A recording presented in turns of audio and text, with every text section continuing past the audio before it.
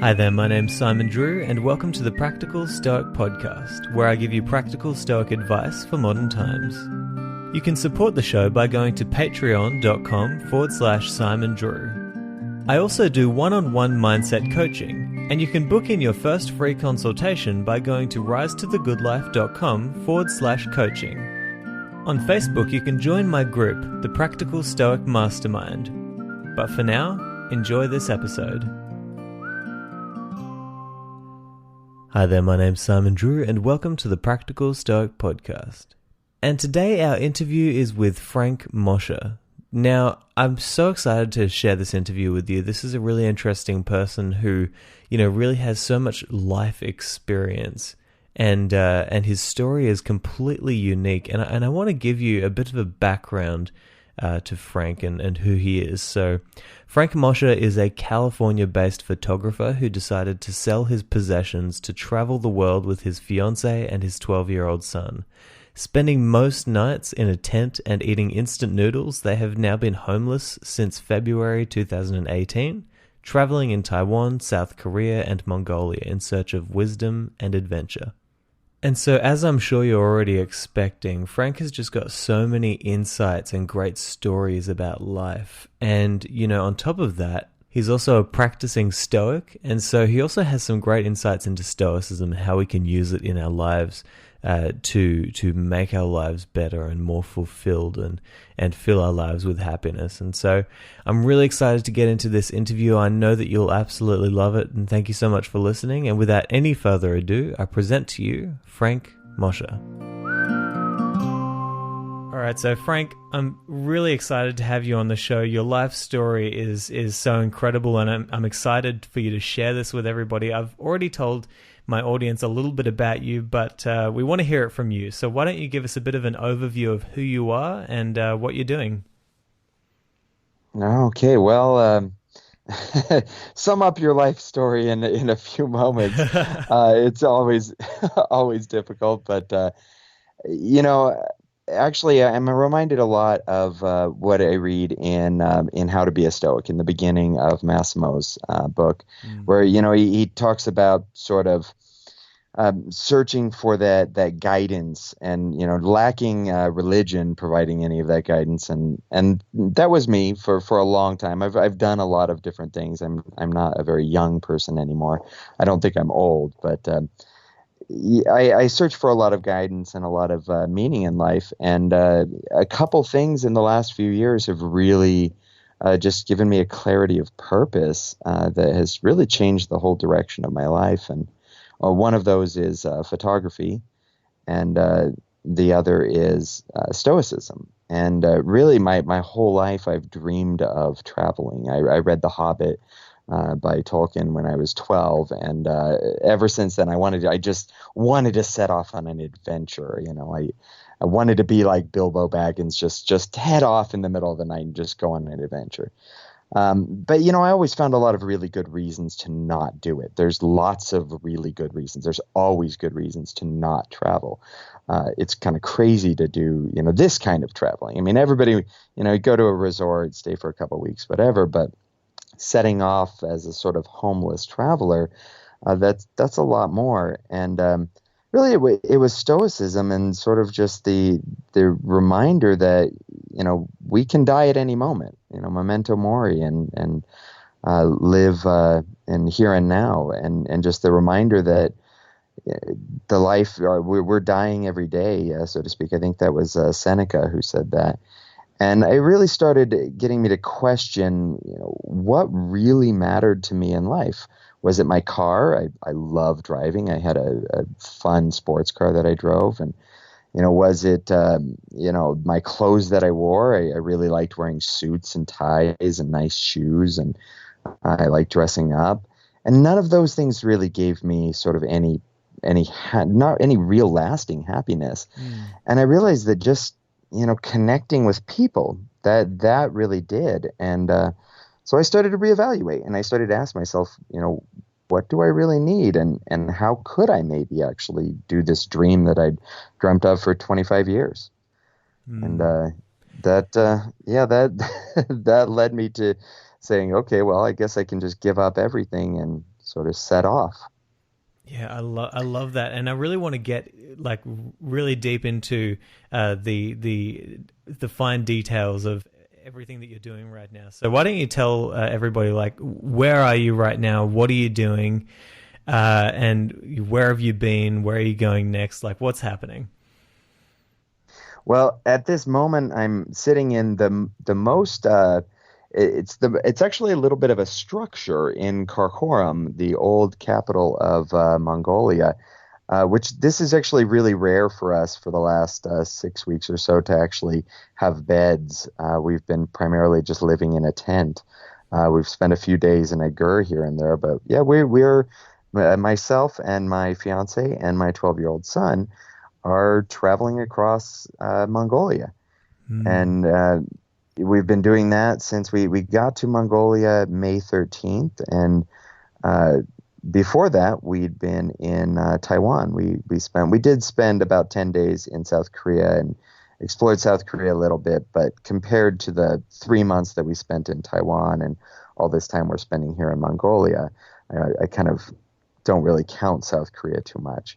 It was just a really cheap airfare. Taiwan and Mongolia have sort of a touchy relationship, and so it was cheaper to fly from Taiwan to South Korea, and then from South Korea to Mongolia. So that's really why we did that.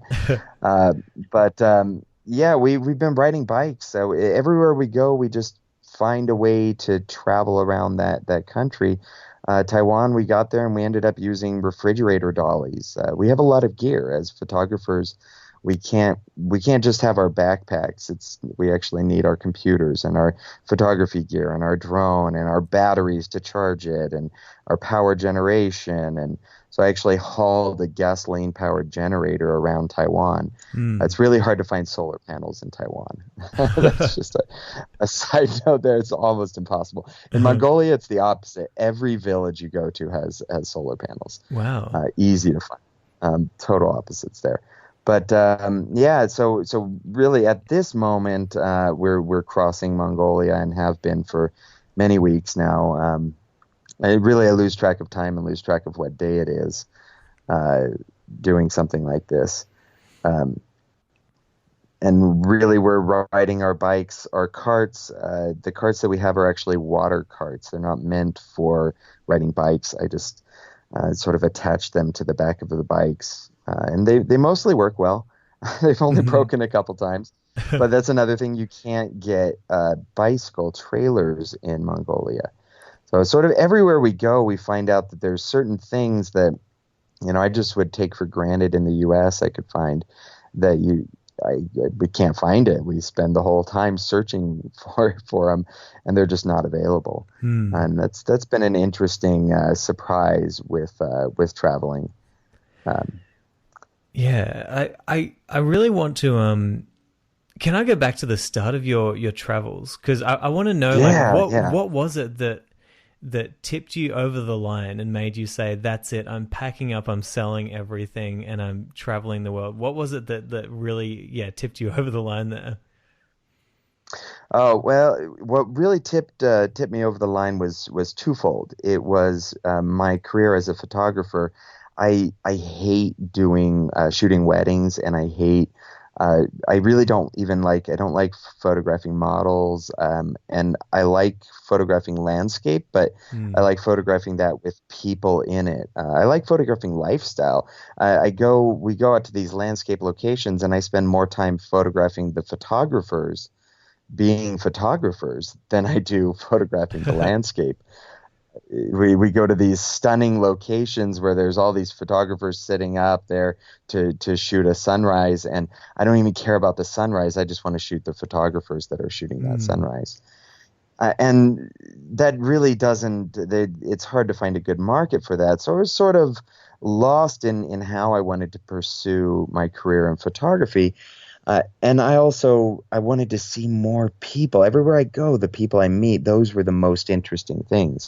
That was what I wanted to photograph and sort of photograph them being them, the real them, and sort of capture their soul. so to speak. And then the other aspect is my son. I felt like he was living his life wrapped up in video games and not really experiencing life. I felt like I was failing him as a father. And so when I realized that I actually could take him with me and travel extensively with him, it was just that ultimately was the big thing. Not only could I feed my passion with photography, but I could be a better father to my son, and I could hopefully set him up to have a little bit more clarity and purpose in life than I had. And he also happened to be, he turned 12 3 days before we left the country, and that was also the age that I first ignited my passion for traveling. So it seemed right. It seemed about right. And yeah, that's what awesome. I did. I couldn't imagine how awesome it would be to be growing up and to be turning 12 and going and biking across Mongolia and going to all these exotic places and seeing the world like that. It's such an awesome opportunity to get that kind of travel out at that age. Sorry, it's not always fun. It's not always fun. There was one time in Kaohsiung in Taiwan, we spent a couple nights camping in our tent in a public park, getting eaten alive by mosquitoes. A couple hundred, about 100 meters away from the metro station. And here in Mongolia, we've even spent a night sleeping on the sidewalk at a gas station. Just leaned up our bikes against the fence and laid down on the sidewalk. And there have been some really tough times. Yeah. And then he's also had the chance to swim with sea turtles and ride camels and some pretty amazing experiences along with it. So, well, I mean, to go from, spending most of your time playing video games and then all of a sudden you're traveling around the world with your dad, having all these incredible experiences like this, I can only imagine how much this will impact his life and the person that he becomes in the future as well.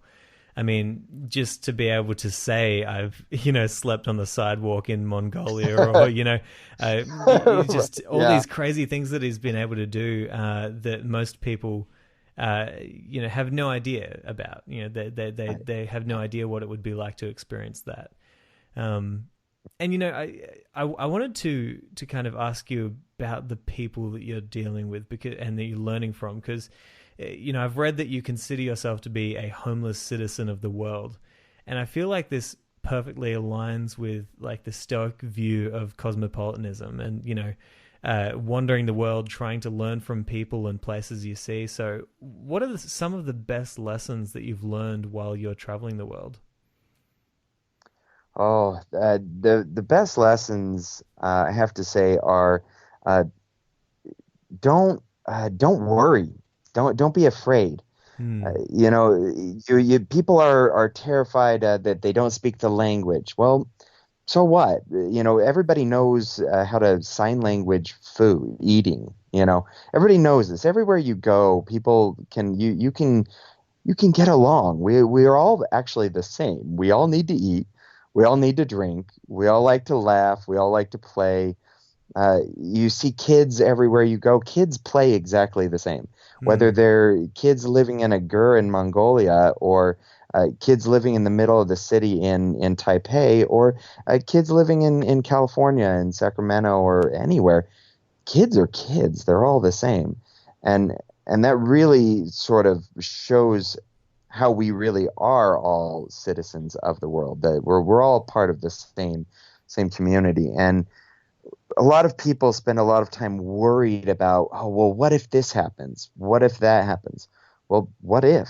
You deal with it. That's you deal with it. And people are pretty cool, and not always. Sometimes you run into some not so cool people, but most of the time they're very cool and they're very helpful. And the language barrier is not that big of a deal. It just isn't.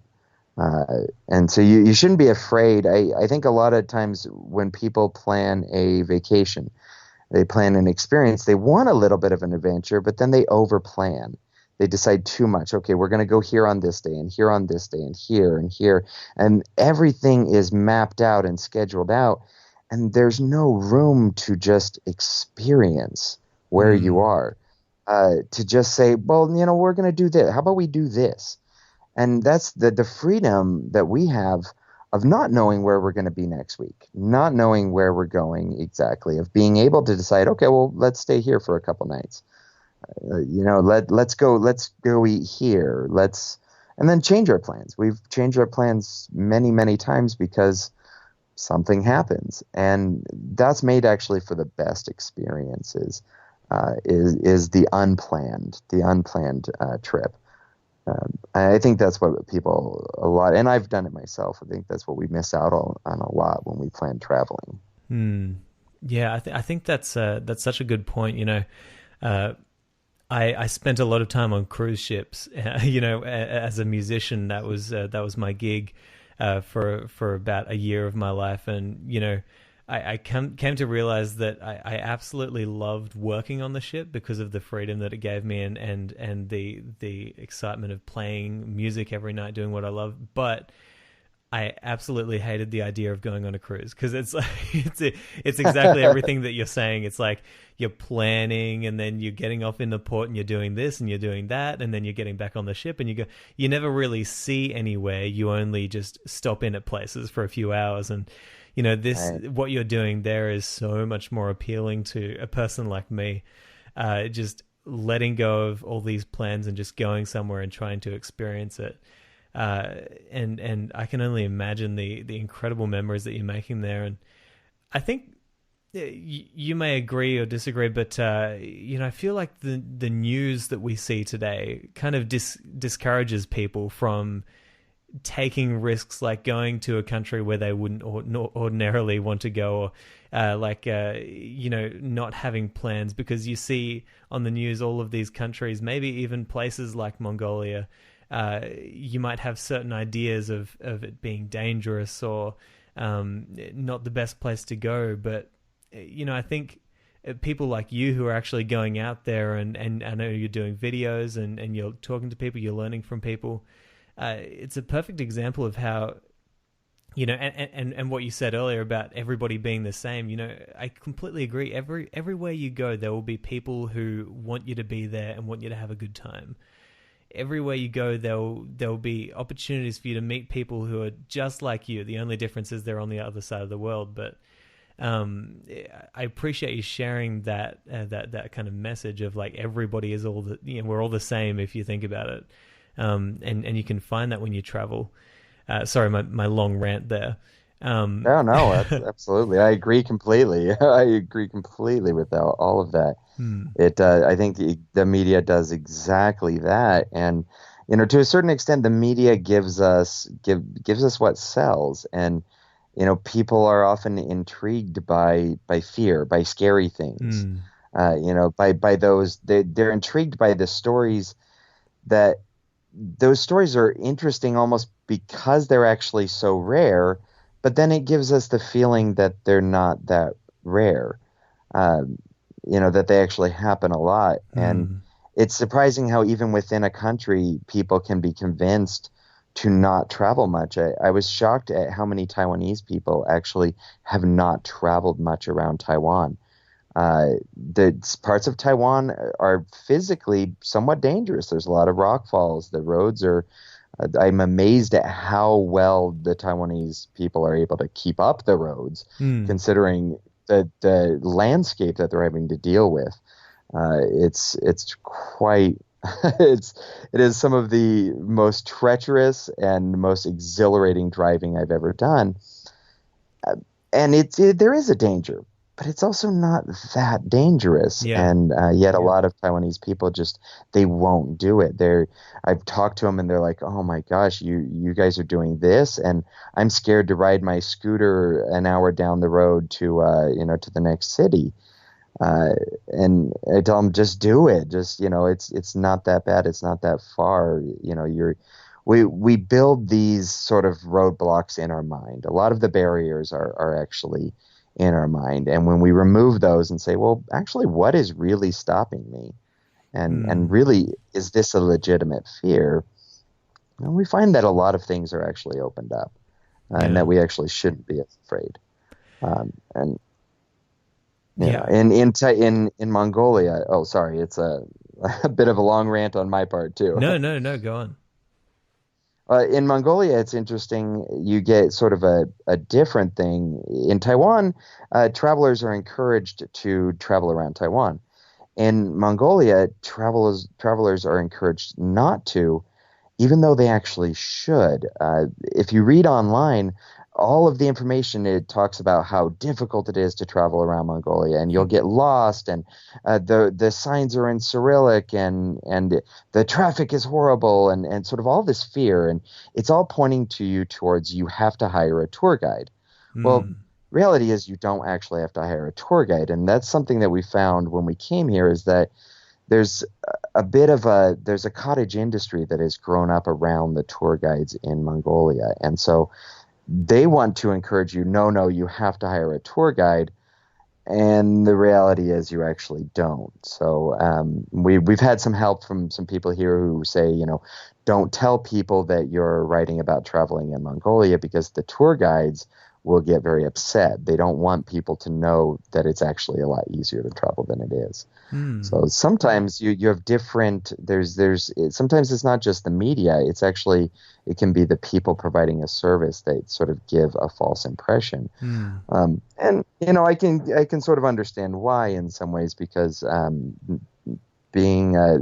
tourism seems like it's one of the biggest businesses in Mongolia by far. I mean, tourism is huge here now.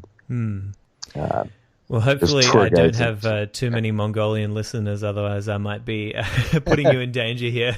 They'll find out where you are.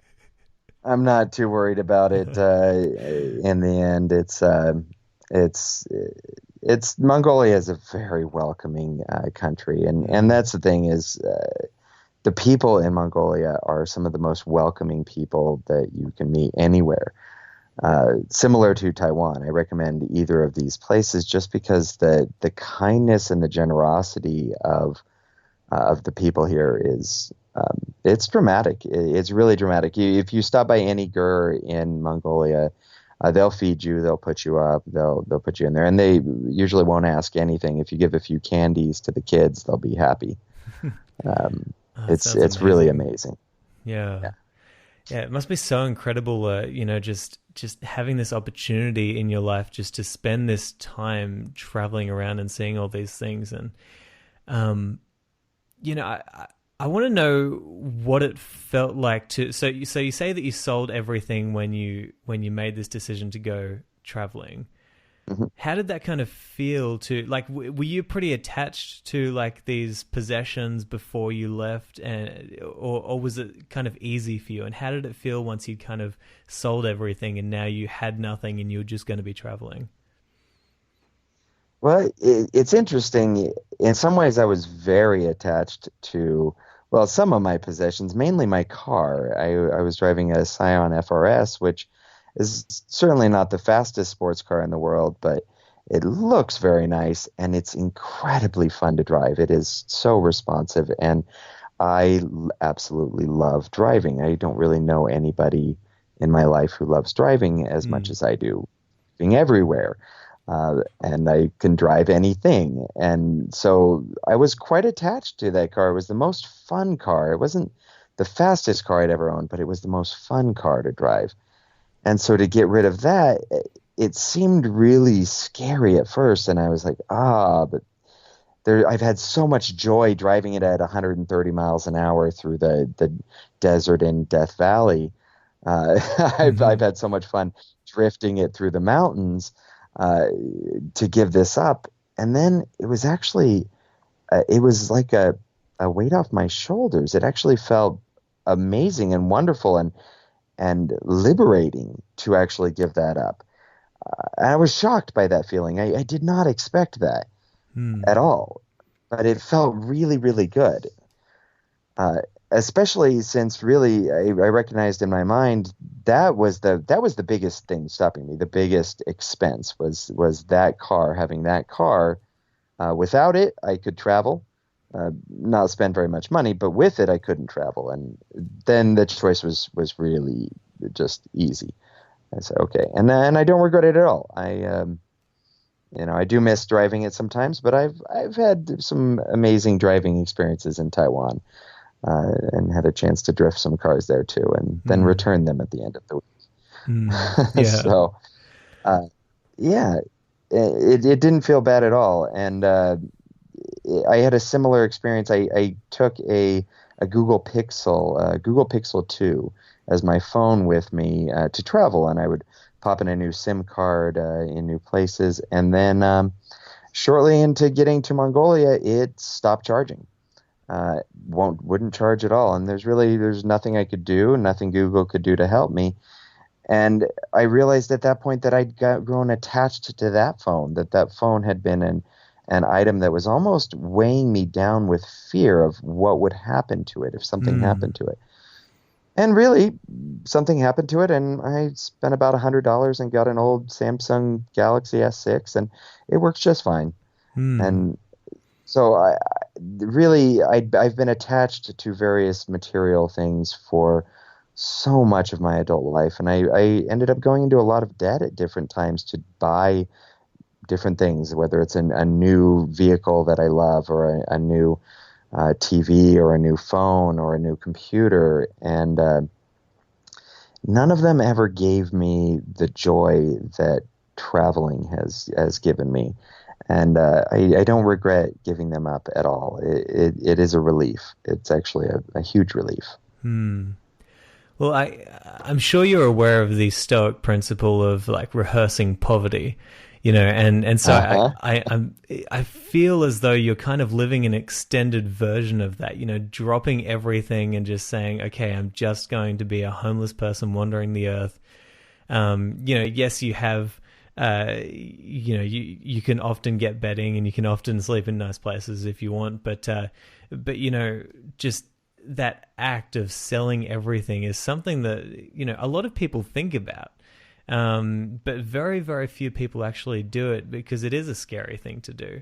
And maybe this would be a good place to transition into your kind of journey with Stoicism as well, because I want to get some practical wisdom from you about how you've used it in your life. But how did you first come to know about Stoicism, and why did it appeal to you so much? Well, I first came to know about Stoicism through Massimo Pigliucci. I was a longtime listener of Rationally Speaking.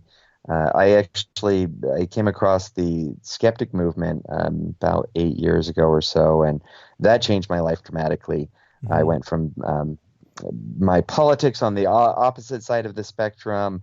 I was all kinds of conspiracy theories and pseudoscience, and just I believed a whole lot of nonsense. And I came across skepticism, and Massimo Pigliucci was a big part in sort of guiding me into skepticism and really challenging what I believed to be true. And so then when he started talking about Stoicism, I was intrigued. I said, what is this? This is interesting. And I started reading a little bit more and more. And then I started talking to some of my friends who I mentioned it, and they said, oh, yeah, and they're interested too. And so really it was through Massimo, and his book, How to Be a Stoic, was the first book I read on Stoicism, although I'd been reading bits and pieces here and there before that came out. But it wasn't until really, I think October of this last year that I decided to say, okay, I'm going to try to be a Stoic too. This really appeals to me. And it was the whole package of worrying about what's in your control and not worrying about what's outside of your control, the dichotomy of control. And then also oikeiosis, the social aspect of Stoicism, and recognizing that we're not just individuals, we're also part of a society. And those principles of virtue, and looking to virtue for happiness rather than looking at all of these other things that don't actually end up bringing happiness, it just struck a chord deep within me. It felt right. And the more of those practices that I put into play in my life, the more clarity I felt, even in the face of uncertainty. So, here I am deciding to sell everything and set off around the world, and who knows whether I'll fail or not. And that might lead a lot of people to have a lot of fear of the uncertainty. But Stoicism actually gave me the opposite, because I look at it and I say, well, what's the worst that can happen? Okay, well, I fail and I go back and I start again. But have I really failed? Have I really not gained anything? Will I really look at my experiences of traveling and say that wasn't worth it? And I thought, no matter what happens, I'm pretty sure I'm going to feel it was worth it. And I can say at this point, it absolutely was worth it. Even if I end up having to start again at a career, even if I can't sort of eventually, the goal is to have a nonprofit and sort of promote sort of through writing and through photography to be able to make enough of a living. It doesn't have to be much, but enough. But even if that doesn't happen, that's okay. My life is still, I feel much wiser than I think I ever could have been without these experiences. So I have that clarity. It's an amazing feeling, and I'm happier than I've ever been. I'm happier being dirty and smelly and sleeping on really uncomfortable ground in the middle of a dust storm, having to have a dust mask over my face because the tent still isn't keeping out the dust. I'm happier than staying in the nice hotels in the U.S. or the nice resorts. I've stayed in the nice resorts. I've gone on the trips to Mexico and stayed in the 5-star resorts. And give me a tent in the middle of Mongolian dust storm over a expensive resort any day. Any day. Oh, I couldn't agree more. I couldn't agree more.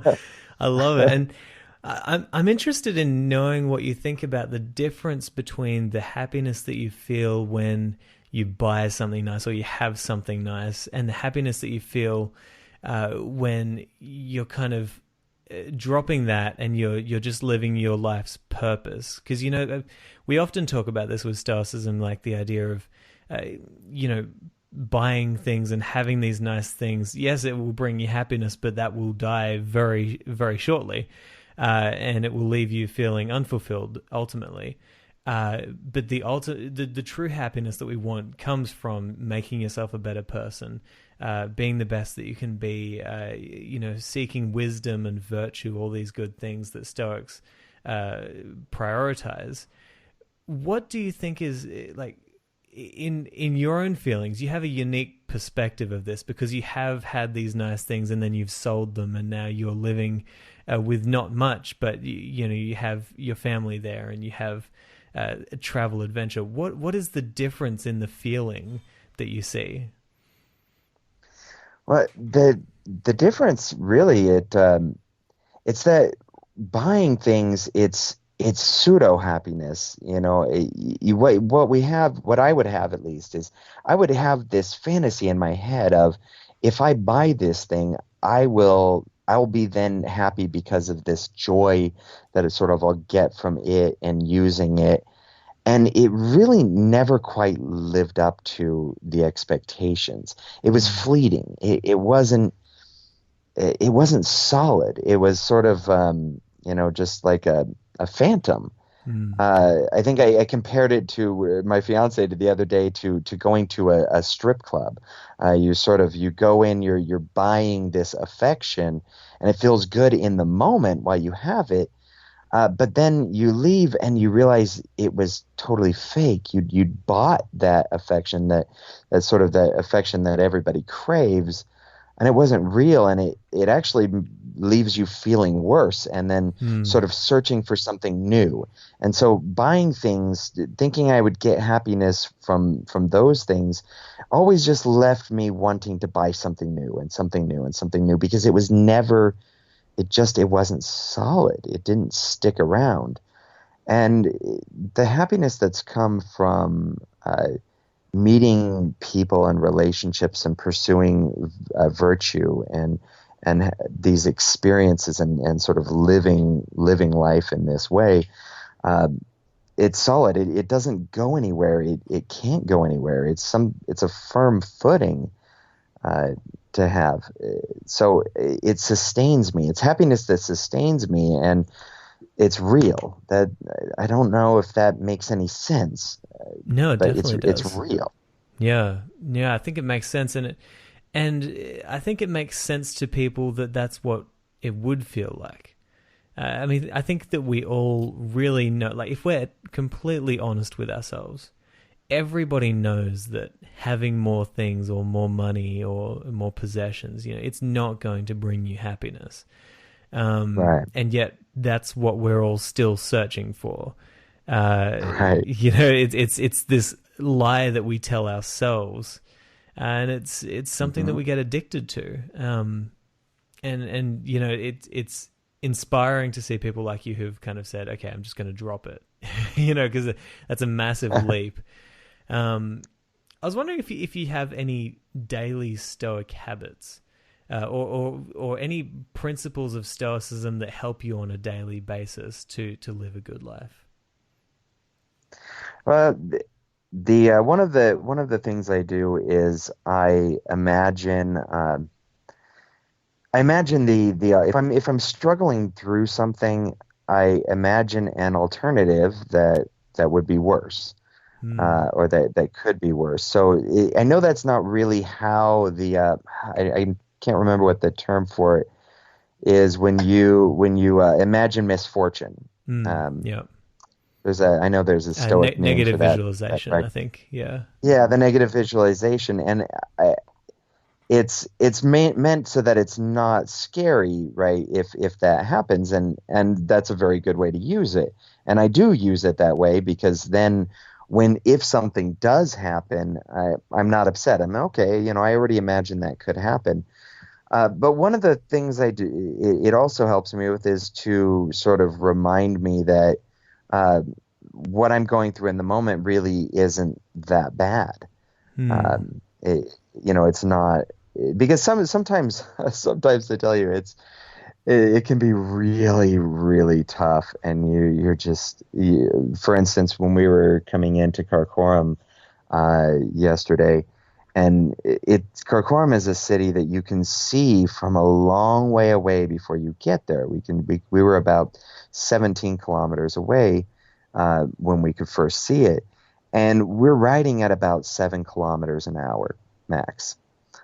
So it's not close, and we're low on water, and we're tired, and we're sore, and it's hot, and we want something cold to drink, and you just see it sort of there in the distance, and reminding myself of how much worse it could be, not knowing that it's there, not being able to see it, or if I was injured and not able to go on, or so the negative visualization actually helps me to be more okay in the moment. And the other thing is, I sort of visualize the worst thing of all, which would have to be going to work 9 to 5 every day. Mm-hmm. That's the biggest negative visualization that you can possibly have, sort of, in my mind. It's not, but I think that's really the big thing, the main thing that I do every single day is ask myself, is the negative visualization. I think of both what's the worst that could happen. I think of bad things happening and how I will deal with them. Because when you're traveling, bad things happen, and if you have expectations, if you've built your expectations around, like we were trying to prepare for this interview, and I say, okay, well, I think I'm going to be here in this amount of time, but I don't really know because things happen. And I think that's one of the most useful things. People, we have our expectations about what we're going to do, what we're going to eat for dinner. where we're going to go for the weekend. We build all these expectations around things, and when something happens that sort of blocks it, then we're crushed. We're really emotionally affected, and I see this with my fiance. She can struggle with this a bit, and so can my son. Sort of expecting something, and then it doesn't happen, and I think that the biggest thing of visualizing not getting it over the top, that helps me, and I use that every day. Yeah, I love that. And I've done a couple of episodes about this because people can think that this is kind of like it's kind of like a depressing way to look at life. Like, what's the worst that could happen, or things could be a lot worse, and to always be thinking about that negative side of what could be happening right now. But in a way, it's the most positive. It has the most positive effect on a person, and I say it like this: it kind of allows us to take away the waves of the future, the gushing waves and rough seas, and kind of set a path that is smooth sailing, so that we can just sail on through. No matter what happens, we can make the most of it, because we already knew that this had the potential of happening, so we're prepared, both mentally and in every other way. So I also think of, I don't know if you know Gary Vaynerchuk, but he's for those who don't know, he's a business person in America and very famous. And he says he's not a Stoic, but he says that every morning when he wakes up, he visualizes his family dying. Like he imagines that they had all died. And at first you think, well, that is a horrible thing to think. But the reason why he does this is so that he can remember to be with them fully while they're alive, to be in the moment, to appreciate them. So it's not a sad way to look at life. It actually enhances your life, and I'm sure you'd agree as you've just been talking about it. But Absolutely. I wanted to know, like, do you struggle with any parts of Stoicism? Like, this might be a psychologically revealing question, but are there any Stoic habits that really you try and it's tough for you? Because I think people would relate to that, because it's not an easy thing to follow, to do all this habits. But is there anything that you struggle with? Well, if I do, then they're not really Stoic habits, right? No, of course, it's not a really easy philosophy to follow. Sort of the, I mean, there are a few things, like, for instance, I've been reading about Epictetus, I guess, talking about misfortune. Nobody can cause misfortune. It's just in how you look at it. And if somebody harms your child, it's I'm not sure I'm paraphrasing it correctly, but this idea that that we should never ever, that we shouldn't be upset regardless of what anybody else does. That's hard. It's difficult, especially when it seems like some people are doing some really harmful things in the world. Maybe not to me personally, but to people in the world, and to not be too affected by it. And of course, it doesn't mean that we can't empathize. I know that that's sort of a myth of Stoicism, that we're unemotional or things like that. But I do struggle sometimes with not being too deeply affected emotionally by things, and by events that I consider or actions of people that I consider immoral. And I remind myself that nobody is immoral because of loving evil. They have false knowledge. But it's hard. It's really hard sometimes. I look at these actions and it makes me want to hate them, and so I struggle with that a little bit. But I think I generally overcome that.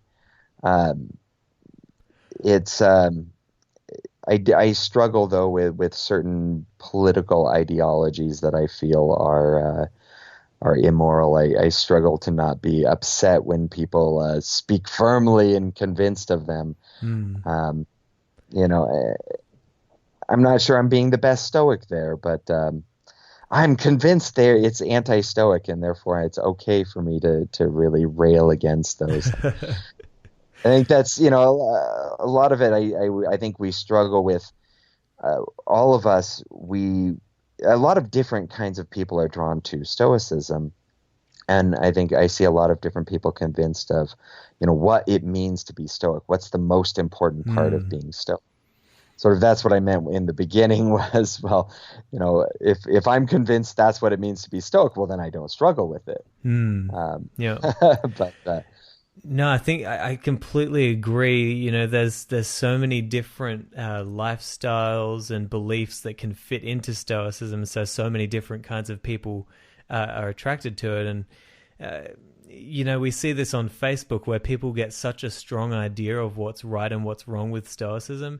And then they start calling each other names, and they're vulgar, right, and they're fighting each other on Facebook. And I've had to say, even in my own Facebook group, these Stoic trolls are infiltrating the group, you might say. Yes. And so occasionally I'll come across some comments where I'm like, wow, you guys obviously have no idea what Stoicism is really about, because if you did, then you wouldn't be speaking like this. You wouldn't be treating this other person with such disrespect, and you would understand that we all have different perspectives, and so maybe there isn't a right and a wrong here. Maybe there's only opinion. Right. And I couldn't agree more. And I think a lot of people struggle with that. Exactly what you're talking about here with really not getting angry in certain situations in life. That's one of the toughest things. But I also think that we all understand the truth behind the teaching. It's just something that we have to constantly work at and try to be better. And honestly, that's what Stoicism is to me. I don't know if you feel the same, but it's about trying to become better all the time. So as long as you're doing that, you're living stoically, in my opinion. Yeah. I completely agree. Yeah, no, I completely agree. And that's one of the big things that traveling has helped me with is things that I would have gotten upset about, comments that I would read online, insults that I would have read online before traveling and might have gotten really upset about and gotten a big flame war over. I just laugh them off. I have a hard time being bothered too much about them when they just seem really rather petty from the current view. You know, after you've, you know, again, sleeping on the sidewalk in the gas station, you know, after you've had a night of that, and then, you know, you're sleeping in a bed, and, you know, you read somebody insult you online, it's like, okay, whatever. It just doesn't seem that important. I have water. I didn't have water yesterday. This is a little more important. There's so many things that it sort of brings home what sort of really matters. You know, when you get away from it all, I almost feel like, you know, when life is too easy, as it was for me, we're sort of looking for something to make it a challenge, and we just end up finding some person to get upset out on the internet in order to have a challenge for the day, and that's it. And if you've had some real challenges, it's no longer appealing, or you have a hard time being upset about the same kinds of things. I think that's such a powerful insight, what you just said there. It's really important for people to understand that we do need challenges in life. And if your life is so easy, then you are going to be looking for that. You're going to be pent up, and you're going to need some output for your rage or your anger. But doing hard things, that's it. But even exercising, even you know, anything that's going to challenge you, that requires discipline, that requires some level of exertion, that is going to challenge your body or your mind, it's going to be good for you, and we need that as human beings. I mean, I'm going to go off on a very short tangent here, but I was just listening to an episode of the Joe Rogan podcast, which I love, and somebody asked Joe, what would you be doing? Like why do you exercise so much? And he says, so that I don't kill people, because for him, exercise is an output of all of the this need for some sort of discipline and some sort of challenge of the body and the mind is just it relates to this. But I want to be respectful of your time, Frank, and I've been really grateful to have this conversation with you, and I really want to have you back on this podcast, if even if it's like 2 countries from now. We'll check back in with you. I would love to be back on, although at the moment we're having one of those sort of things crop up that you don't know, that you don't expect. My son fell unconscious yesterday on the side of the roadway and was unresponsive for a couple minutes from exertion. So it's part of why we're staying in a room today, is we're rethinking our exactly where we are. So, you never know what'll happen. So it may be 2 countries from now. It may be 1 country, and it's hard to say exactly. We definitely all wish you luck. And I mean, your son as well. I mean, we were supposed to do this interview last night, and as soon as you didn't respond to me for a couple of hours, I was like, okay, obviously something's going on, or there's bad reception, and so we rescheduled to tonight, but we hope that everything goes well there. He's a lot better now. He seems fully recovered now, but it's certainly, I'm a huge proponent of adventure and take risks, but don't die. That's my rule: is adventure but don't die. So it's okay to, we were talking earlier about, you make plans and you have expectations, and it's okay to rethink them. I think we have to really fight and work hard to succeed, but we also shouldn't be afraid of failure. And failure is not necessarily failure. So, it's an adventure. That's an adventure is not all fun and games. Yeah, I completely agree, and I think it's a good perspective to have, definitely, especially with what you're doing at the moment. I guess I just had one more question that I wanted to ask, and then I'll give you an opportunity to share with us where people can follow you.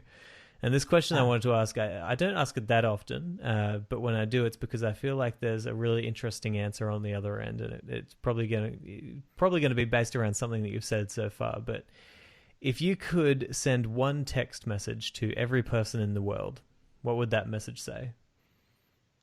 Oh wow, that's a great thing. I would say, don't be so afraid of what you're going to do when you're almost dead that you forget to live right now. Love it. I love it. Very much aligned with what you're doing now, and very much aligned with Stoicism as well.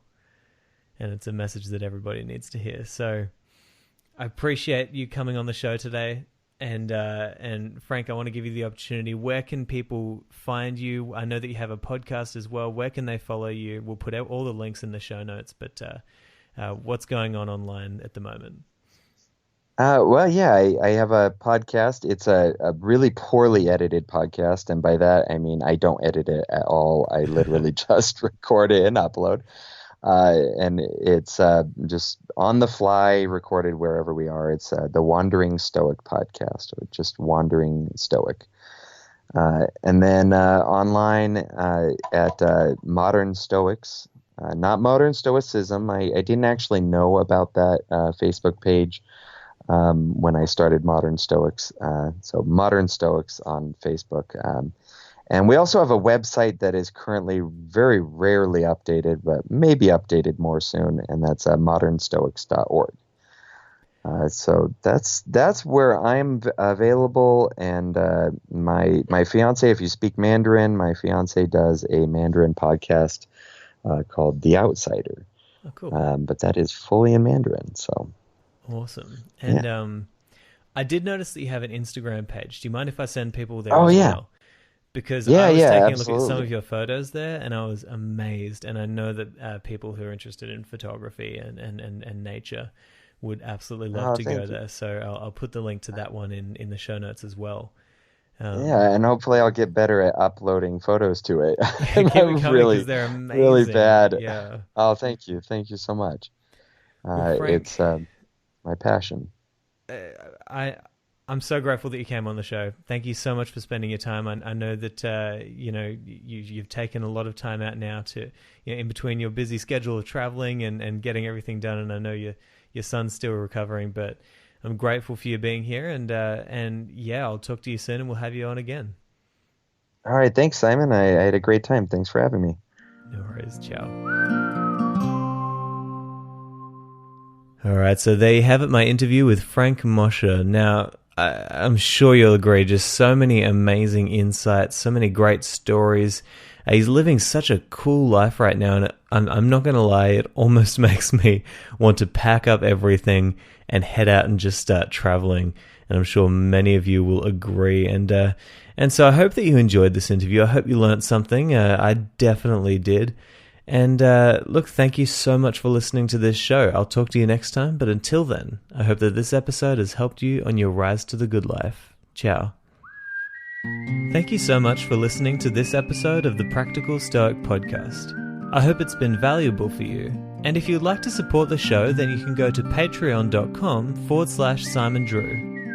If you'd like to try mindset coaching with me, then you can book your first free consultation by going to risetothegoodlife.com/coaching. To join the community, just go to Facebook and search for the Practical Stoic Mastermind. The links to all of these places are included in the show notes, but for now, this is Simon Drew signing out.